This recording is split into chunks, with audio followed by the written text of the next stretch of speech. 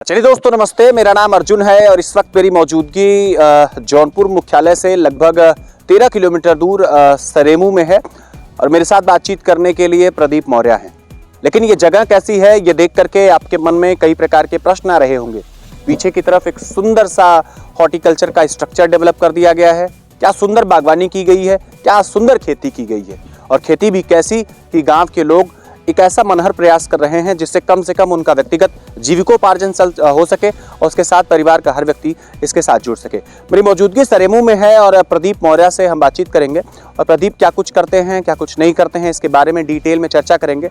लेकिन उससे पहले मैं आपको कुछ तस्वीरें दिखाने की कोशिश करूंगा। सबसे पहले आप इस नज़ारे को ज़रा देखने की कोशिश करिए कि ये खेती यहाँ पर की है प्रदीप भाई ने, और ये इन्होंने बोड़े की खेती की है। उसके साथ साथ जब आप आगे की तरफ बढ़ेंगे तो आपको दिखेगा कि इन्होंने करेले की खेती की है, और आप थोड़ा और आगे बढ़ने की कोशिश करेंगे तो इस वाले हिस्से को भी आप देख सकते हैं कि बोड़े के साथ साथ करेला, करेले के साथ साथ नेनुआ, और उसके साथ साथ इन्होंने लौकी की भी बड़े पैमाने पर खेती की है। अब इनसे मैं डिटेल में जरा बातचीत करूंगा, इनकी खेती कैसी है, इसके पीछे ये प्रयास कैसे करते रहते हैं और कितना इनको लाभ हो पा रहा है, कितनी इनको हानि हो पा रही है। इन सब चीज़ों के बारे में हम डिटेल में चर्चा प्रदीप भाई से जरूर करेंगे। मेरे पीछे प्रदीप भाई हैं, लेकिन अभी ये लौकी छोटी है और कितनी देखने में सुंदर लग रही है। और एक बात बहुत गजब की है, बड़ी काम की है कि गाँव के युवा अगर ठान लें, गांव के युवा अगर ये बात पहले से तय कर ले कि मैं वास्तव में बहुत कुछ कर सकता हूं, तो फिर उनके सामर्थ्य को बौना नहीं किया जा सकता। प्रदीप भाई से हम बातचीत करेंगे, लेकिन आपको नज़ारा मैं दिखाने की कोशिश कर रहा हूं। कितना खूबसूरत ये नज़ारा है, कितना सुंदर ये नज़ारा है। इन तस्वीरों को जरा देखिए। ये गांव बिल्कुल गांवों की ये हरियाली है, ये बोड़े की खेती है, और प्रायः आज के परिवेश में सब्जियां बहुत महंगी हो गई हैं। आप अगर बाजार चले जाइए तो 35 से 40 रुपए किलो आपको आलू मिल रहा है। आप नेनुआ लेने जाइए, बीच में 60 रुपए किलो चल रहा था। आप उसके बाद करेला लेने चले जाइए तो वो भी आपको 20 रुपए पाव मिल रहा था। बैगन की तरफ जब आप फोकस करेंगे तो बैगन भी आपको बहुत महंगा मिलेगा। ऐसे प्याज लेने चले जाइए, बहुत महंगी खेती चल रही थी, बहुत महंगी सब्जियां बिक रही थी। लेकिन अभी इस बार बहुत सारा बेनिफिट होने वाला है। प्रदीप भाई से जरा बात करते हैं कि इन्होंने क्या कुछ आजमाइश की है और क्या इनकी अपनी खेती चल रही है। प्रदीप जी, सबसे पहले तो स्वराज समाचार की तरफ से आपका स्वागत करते हुए एक सवाल के साथ शुरुआत करेंगे। इतनी शानदार खेती, ये लगभग 5 से 6 हिस्से में मैं देख पा रहा हूँ। आपके मन में ये योजना कैसे आई, आपके मन में ये प्लान कैसा है, इसके बारे में बताएं। जी अर्जुन जी, आप पहले यहाँ पर आए, आपके इसके लिए आपको धन्यवाद। यह एक अध्ययन के जरिए किया जा रहा है। लगभग 2012-13 से निरंतर अध्ययन के जरिए किया जा रहा है। मेरा यह उद्देश्य है कि भारत का हर नागरिक अगर चाहे तो 10 बिस्सा 1 बीघा से वह आत्मनिर्भर हो सकता है, लेकिन किसी के कहने से नहीं हो सकता, उसे स्वयं करना होगा। निरंतर जब वह प्रयास करेगा तो वह आगे बढ़ सकता है। आप अपने खेती के बारे में जरा बताएं, कितने बिस्से में आपने ये सब्जियां लगाई है और क्या कुछ तैयारी होती है? ये लगभग 6 बिस्से में है। लौकी है, करेला है, बोड़ा है, जिसे बरबटी भी कहते हैं, और इसमें अन्य सब्जियों की नर्सरी डाली गई, जैसे मिर्च, बैगन, पत्ता गोभी, फूल गोभी और टमाटर की। और इसलिए इसका समय जैसे हो रहा है तो निरंतर नर्सरी डाली गई है, तो इसके बाद जैसे और खेत है, 10 बिस्सा है, 1 बीघा है, तो इसमें अप्लाई किया जाएगा।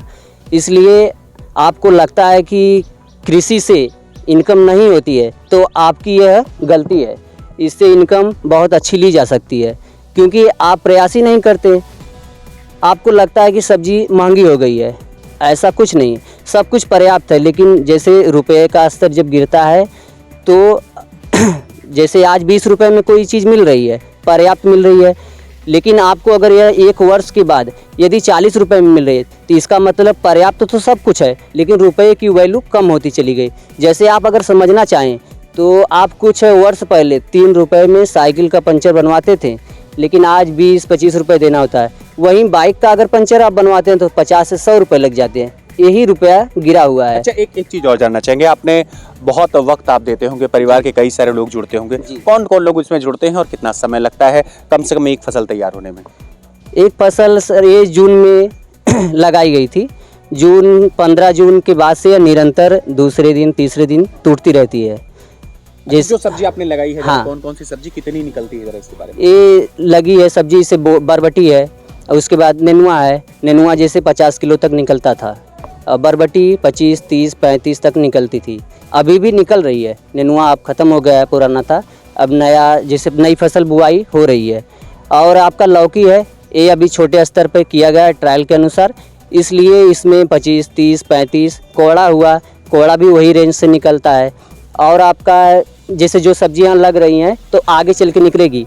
करेली है वो भी थोड़े से स्तर पे है, इसलिए ट्रायल के अनुसार है, इसीलिए मैं बता रहा हूँ वो भी 20-25 के ही रेंज में रहती है। एक चीज और, ये मौर्या जी हैं और न मालूम क्यों हमारे यहाँ कभी कभी कहते हैं कि आपके पास बहुत जमीनें रह करके क्या करेंगी, वो महत्वपूर्ण नहीं है। मौर्या जी लोगों को आप 2 बीघा खेत दे दीजिए, उस जमीन को वो सोना बना देते हैं और सोने की माफिक इन्होंने पूरी की पूरी अपनी ये सब्जी की खेती की है। प्रदीप भाई एक चीज और जानना चाहेंगे, एक इनकम को लेकर के जरा व्यक्तिगत सवाल रहेगा, इनकम को लेकर के जरा व्यक्तिगत सवाल रहेगा।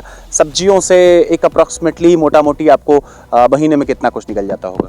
अगर इसे एक पैमाने से अगर देखा जाए तो आप अगर 1 बीघे की खेती करते हैं तो आप महीने में कम से कम 25 से 30 हज़ार, अगर नियमित तौर पर आप करते हैं तो 25 से 30 हज़ार की इनकम बहुत आराम से ली जा सकती है। लेकिन जहां आत्मनिर्भर किसान की आय दोगुनी करने की बात थी तो यह गलत है। इसमें कोई ऐसा कुछ नहीं लगाया गया जो किसान की आय दोगुनी करता है। यह धीरे धीरे और कमज़ोर कर देगा। क्यों? क्योंकि हम कृषि में अगर रसायन का यूज करते हैं तो वह रसायन हम भी खाएंगे, दूसरों को देंगे, तो हम भी दवा फिर खाएंगे, दूसरा भी खाएगा। आप रसायन का इस्तेमाल करते हैं कि नहीं? तो अभी कुछ पैमाने पर रसायन का इस्तेमाल किया जा रहा है, लेकिन अध्ययन के निरंतर ऐसे पूर्ति होने पर इसे पूरी तरह से प्राकृतिक कृषि में कन्वर्ट कर दिया जाएगा। अच्छा एक चीज़ और, जैसे बहुत सारे लोग नए हैं जो आपके वीडियोस को देख पा रहे हैं, जी, जी। उनसे क्या निवेदन करना चाहेंगे? अगर वो खेती करना चाहें, सब्जी की, नौकरी छोड़ करके, सारा काम धंधा छोड़ करके सब्जी की खेती करना चाहें तो कैसे वो प्रारंभ करें? उनका भविष्य किस तरह देखते हैं? पहले तो मैं यही कहना चाहता हूँ कि आप किसी भी कार्य में लगे रहें, पूरे भारत के नागरिक को कहता हूँ, किसी भी कार्य में लगे रहें, आपका प्रथम और अंतिम उद्देश्य यही होगा कि आपको देश सेवा करनी है। मैं 2012-13 से जब टीडी कॉलेज में सेना की भर्ती रैली हुई थी, थल सेना की, उसके बाद गाजीपुर जमानिया जखानिया वहाँ पर भर्ती हुई थी। वहाँ पर 2013 में हुई थी भर्ती, 2014 में भी हुई थी भर्ती। भगत सिंह स्टेडियम गांधी, वहाँ पे गाजीपुर भगत सिंह स्टेडियम में भर्ती हुई थी। मेरा जैसे यही उद्देश्य है कि मुझे देश सेवा करनी है, इसलिए मैं अपने ही विचार से, अपनी ही इच्छा से यह कर रहा हूँ। कुछ आपको मैं इंटरप्ट करके जरा दूसरी तरफ आपको जरा मोड़ना चाहूँगा। ये जैसे बोड़े की खेती जो आपने की है, जो लौकी की खेती की है, कितने दिनों में ये सब्जियाँ तैयार हो जाती हैं? ये आप जैसे बोड़े की खेती कर रहे हैं तो 45 दिन लगभग एक न्यूनतम समय होता है। आप किसी भी फसल का 45 दिन न्यूनतम समय हुआ, इसके बाद आप हार्वेस्टिंग शुरुआत हो जाती है। कहाँ सब्जियाँ ये चूँकि बड़े पैमाने पर होती हैं, गाँवों में उतनी सब्जियाँ निकल नहीं पाती, बिक नहीं पाती, तो ये सब्जियाँ कहाँ जाती हैं आपकी? कौन लेकर जाता है या कहाँ बेचते हैं? यहाँ से हम जैसे यहाँ से सीधा मंडी ले जाते हैं, जौनपुर जो मंडी है, सदर मंडी, वहाँ पर लेके जाते हैं। वहीं पर जैसे जो रेट मूल्य चलता है उसको, इस समय पर्याप्त 40 से 50 रुपये चल रहा है बोड़े का मूल्य, बरबटी का। और भी सब्जियां हैं वो 15 से 20 के ही रेंज में हैं। तो नौकरी करने वाले लोग जो 8,000, 10,000, 6,000 कमा रहे हैं, उनसे क्या निवेदन करना चाहेंगे? सारा काम धंधा छोड़ करके सब्जी की खेती करें, कैसा रहेगा? नहीं, इसको पहले तो आप धन आने की जीव के स्रोत बनाइए, उसके बाद अगर आपके पास धन है तो आप कुछ छोटे स्तर पे ही शुरुआत इसकी कीजिए। एक बार आप अगर 1 महीने तक अगर 10 बीसे में आप किसी भी फसल की बुआई कर दिए तो आप देखेंगे कि आपके पास इनकम आने लगेगी। जब इनकम आती है तो खर्च भी होगा आपके पास, लेकिन सब कुछ खरीद कर ही खाना है। क्योंकि कोई भी किसान, जो छोटा किसान है वो भी मतलब खरीद के खा रहा है, जो बड़ा है वो भी खरीद के खा रहा है, क्योंकि वह विभिन्न प्रकार की फसलों की बुआई नहीं करता है, वह कृषि एक फसल पर निर्भर है। जैसे गेहूँ की बुआई कर दिया, अब गेहूँ का मूल्य कितना है? 25 से 30 के रेंज में होगा, लेकिन एक शराब पीने वाला व्यक्ति उसी परिवार का, वह जाके प्रतिदिन करीब 200 से 250 की शराब पी जा रहा है। अब बताइए, इससे आपकी गरीबी बढ़ेगी, दूर नहीं हो सकती। आप धन अगर अर्जित तो कर रहे हैं, लेकिन उसके खर्च पर ध्यान देना होगा आपको। तो ये मान लिया जाए कि प्रदीप भाई फिर इन फ्यूचर कुछ नहीं करने वाले हैं, खेती को ही आगे बढ़ाएंगे? नौकरी मुझे कोई नहीं करनी, पहली बात। जो मुझे करना है, मेरा अध्ययन है जो, मैं उसी को करूँगा। ये जीविकोपार्जन के लिए किया गया है।